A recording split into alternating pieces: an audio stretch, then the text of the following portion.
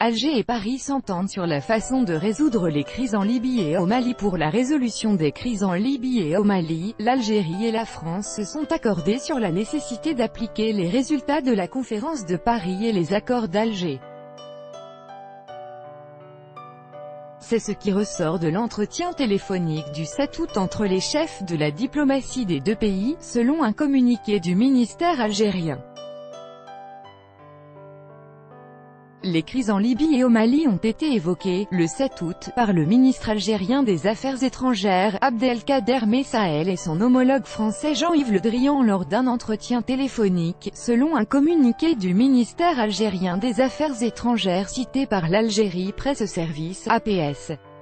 Selon le communiqué, les deux ministres se sont entretenus en vue de la préparation de la prochaine réunion du comité mixte économique algéro-français, COMEFA, et de la deuxième session du dialogue stratégique prévue à Paris au mois d'octobre prochain.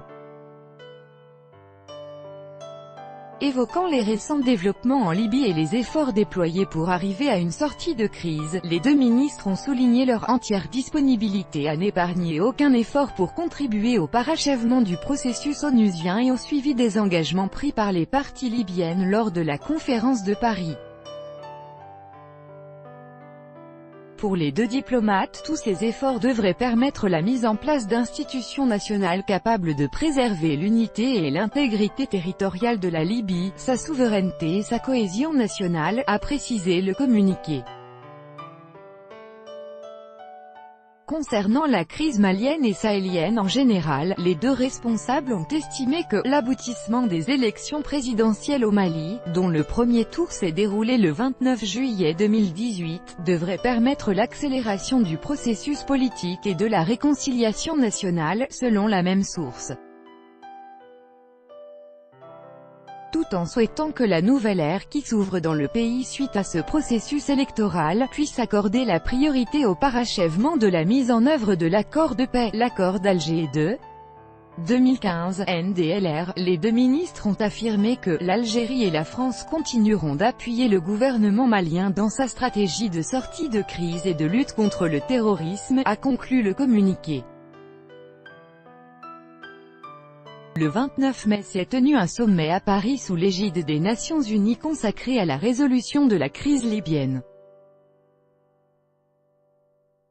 Les pays présents à cette rencontre étaient l'Algérie, la France, les États-Unis, le Royaume-Uni, l'Allemagne, les Pays-Bas, la Turquie, l'Italie, Malte, la Chine, la Tunisie, le Maroc, l'Égypte, le Qatar, les Émirats arabes unis, l'Arabie saoudite, le Koweït, le Niger, le Tchad et la République du Congo, représentants de l'Union africaine.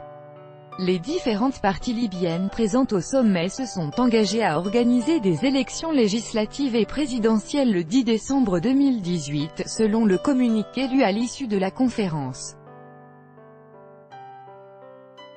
Le 23 mai, lors d'une réunion du Conseil de sécurité de l'ONU, les représentants des États-Unis, de l'Union européenne et de l'Union africaine ont considéré que l'accord de paix issu du processus d'Alger concernant la crise au Sahel était une plateforme efficace pour résoudre la crise dans cette région. L'accord de paix au Mali, issu du processus d'Alger, a été signé en 2015 à Bamako entre le gouvernement malien et la coordination des mouvements de l'Azawad, CMA. Ce texte prévoit, entre autres, un retour à une vie politique démocratique par l'organisation d'élections libres.